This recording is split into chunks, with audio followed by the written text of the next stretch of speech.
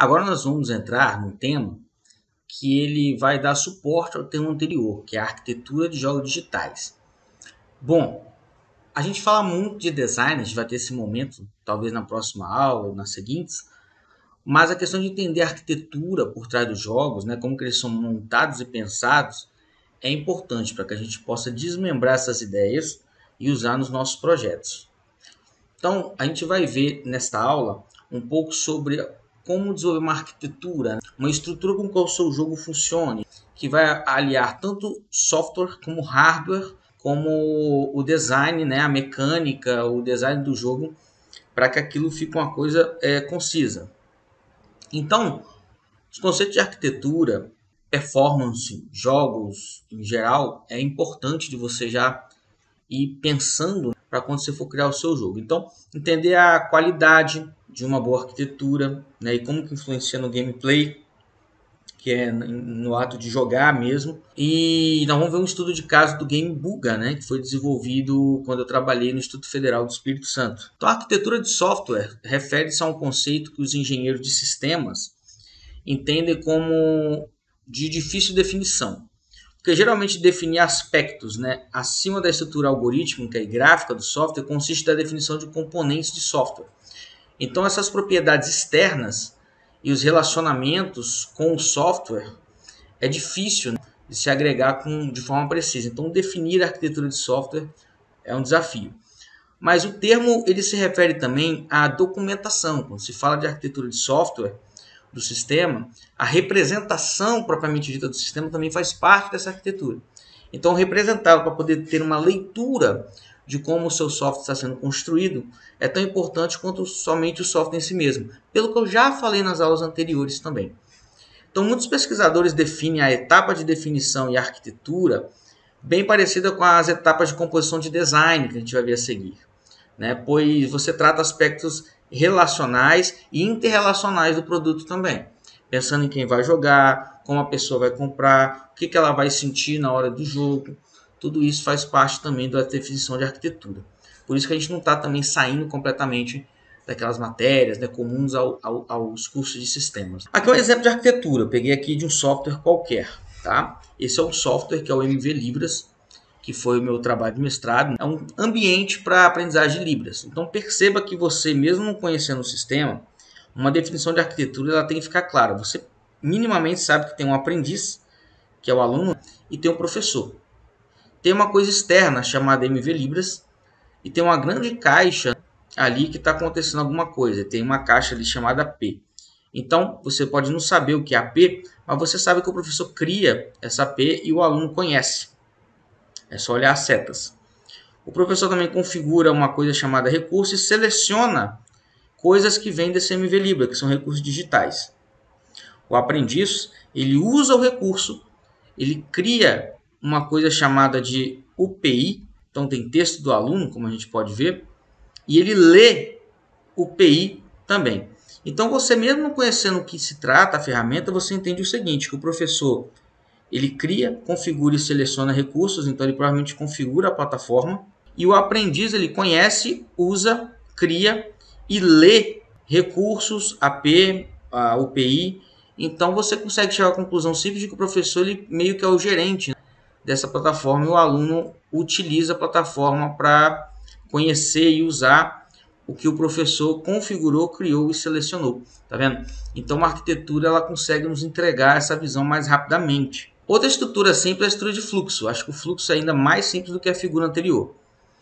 É a mesma figura, só que ela foi reduzida aqui à estrutura de fluxo. Então, de novo, o professor ele define, ele configura coisas, né? Ele cria APs, são arquiteturas pedagógicas, tá? Mas não vou tratar esse tema.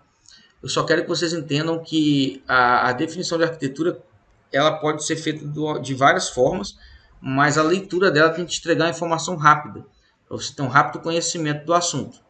É lógico, pessoal, que num projeto, o engenheiro ele vai colocar um texto explicativo, ele vai te mostrar os conceitos elaborados.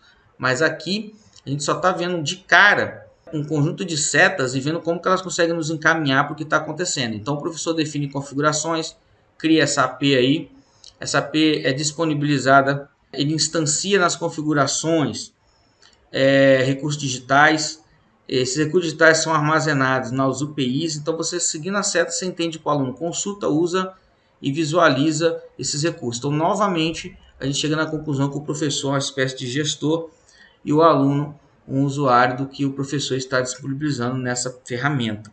De novo, mesmo não conhecendo o tema, através de uma leitura simples, através de um esquema simples, a gente consegue entender de forma geral o que está acontecendo. Buga, Aventura de um Neandertal. Finalmente chegamos, então, numa arquitetura voltada a jogos. O Buga é um jogo, galera, de um Neandertal que foi o primeiro cientista da humanidade. Esse trabalho ele estuda o compreendimento da evolução da humanidade de forma simples e torna um pouco a questão da experiência do ser humano na natureza e as suas descobertas. Então, esse aqui é o Buga. A gente tem muitos recursos no jogo, ele tem save, loading, tem todo o aspecto do jogo. Ele tem as estruturas de evolução, então você tem essa barrinha aqui embaixo. Essa barrinha, ela vai enchendo conforme você vai se socializando, entendendo a natureza e as ferramentas, né? Você vai construindo ferramentas e a seu social. À medida que você vai evoluindo nesses pontos, você vai liberando linhas evolucionárias, e aí o Buga ele faz uma descoberta, ele descobre o fogo, ele descobre a pesca, a criação de animais, então ele vai evoluindo até chegar na sociedade moderna. Então é um jogo construído completamente assim junto a alunos, feito todo o processo que vocês vão aprender no curso. Mas o que a gente veio discutir nessa aula é justamente a sua arquitetura. Você não precisa fazer um desenho como esse, mas você precisa entender o processo fundamental. Então, o diagrama de estado ele tem essa característica de nos entregar esse tipo de relacionamento. Então, quando você inicia o game, você tem uma apresentação. Você pode começar com um pequeno tutorial e você vai, é obrigatório, né? A linha linear, tem uma direção, você começa com um pequeno tutorial e aí você tem o primeiro momento. Então, são 4 linhas evolutivas. Uma descobre o fogo, outra descobre não sei o que. E caso você fracasse, essa linha é repetida até que você consiga. Em caso de sucesso, você avança para outra. Em caso de fracasso, você é encaminhado para o mesmo momento novamente. Né? Você fracassa, como está aqui, você repete o ciclo. Em caso de fracasso. Ó. Mas ambos os fracassos levam ao fim da execução original e você passa a reexecutar novamente o jogo. Em caso de sucesso, você repete a fase, até que você chega no último momento e você vê o vídeo final e os créditos. Durante o jogo, quando o usuário clica em ESC, ele pode abrir o menu e pelo menu ele pode salvar o game, sair, voltar, ir para as linhas evolutivas. Das linhas evolutivas pode voltar para o menu, aliás, a seta aqui está ao contrário. E a tecla L vai direto para as linhas evolutivas. Então aqui você tem um atalho. Então, através da tela do jogo, posso executar o jogo, carregar um jogo salvo. A tela de título, após 60 segundos sem nenhuma ação, ela repete, fica repetindo a animação. E aí, quando você sai do game, é apresentada essa reprodução de entrada, os créditos do laboratório que eu participava. Quando você salva, tem a mensagem de salvamento e aí volta para o jogo. E caso, é claro, o jogo finalize, ele vai voltar lá, ele vai ser encerrado e o encerramento volta lá para o menu novamente. Então aqui ele está simplesmente, galera, colocando todo o processo de estados possíveis que o jogo tem. Você precisa fazer isso? Não. Às vezes uma lista simples você consegue descrever todo esse processo. Mas por que a gente desenha esse diagrama aqui?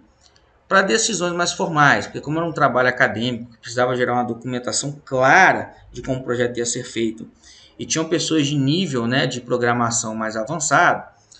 Para evitar discussões e perca de tempo com opiniões, eles sentam e criam um diagrama bem claro do que será construído. Então, gerar esse tipo de documento aqui, ele é importante sim para alguns processos. Se eu tivesse 10 momentos, eu ia fazer 10 caixinhas dessas, não precisa.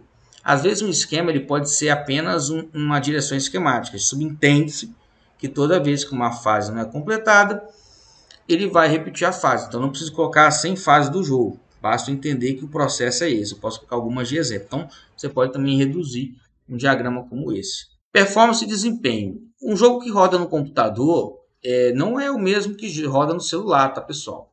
pelo menos em questão de performance. Você pode rodar o mesmo jogo, mas você vai ter que melhorar o desempenho e a performance. Performance é a capacidade de usar os recursos do seu dispositivo. Se você está no PlayStation, se você está no Nintendo Switch, se você está no celular, então você tem N capacidades, né? E você ajustar essas capacidades com as funcionalidades do seu jogo e balancear isso, é o que as engrenagens estão representando para você. Desempenho diz respeito justamente a quando isso está balanceado e o jogo roda sem indicar nenhum tipo de problema, como lag de qualidade gráfica. Então o gráfico não foi bem ajustado, quando eu tenho vários monstros na tela fica mais lento. Então o desempenho é em relação a isso também. Desempenhar um bom papel, né? Isso que você quer com o teu game. Isso vai afetar a escalabilidade e a confiabilidade dos seus recursos. Então, se você estiver pensando num game para várias plataformas, é muito mais crítico, né, pensar nessas questões. Então, pessoal, nessa aula a gente conseguiu falar um pouquinho sobre essa questão de calibragem dos recursos, sobre compreender os estados possíveis, tentar desenhar, não precisa fazer aqueles desenhos complexos, mas uma arquitetura clara de como o jogo vai funcionar do início ao fim, quem faz o quê, quais as telas principais. Então, se o seu jogo é um RPG complexo, divida em vários diagramas menores. Olha, vamos ver a parte do menu, vamos ver a parte das primeiras 10 fases. Faça por partes também. Essas documentações, de novo, são para você entender universos mais complexos ou chegar em acordos bem definidos sobre como o jogo vai funcionar. Tá bom? E deixa também esclarecido sobre o funcionamento principal. Então, geralmente, a gente define questões fundamentais do game, como as mecânicas base, as mecânicas mais complexas para ter um entendimento melhor e gerenciar os fluxos de processo para ter melhor desempenho e performance quando o seu jogo estiver funcionando. Então a gente fica por aqui e deixando o seguinte pensamento, né? Um game balanceado é um produto de software bem polido, né? Então, e bem definido. Então, logo essas etapas de balanceamento que a gente está ensinando aqui, testar performance, definir a arquitetura, podem ser feitos de forma dinâmica. Novamente, você vai ajustando ao longo do seu projeto.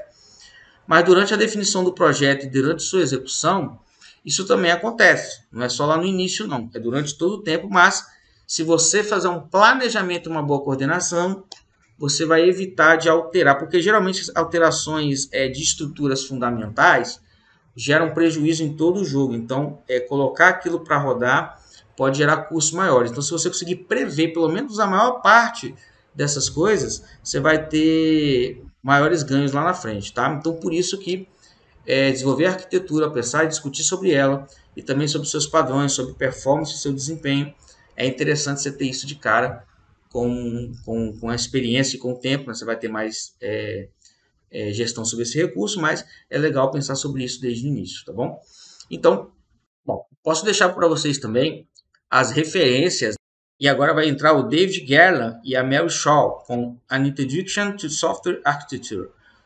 O relatório técnico, né, dele sobre arquitetura de software. E é uma coisa muito boa. E eu deixo também o meu artigo com o meu orientador, o professor Tavares, sobre o MV Libras, para vocês terem maior entendimento sobre essas figuras que eu apresentei. Isso é um complemento da aula anterior. Ficamos por aqui. Obrigado pela aula e até a próxima.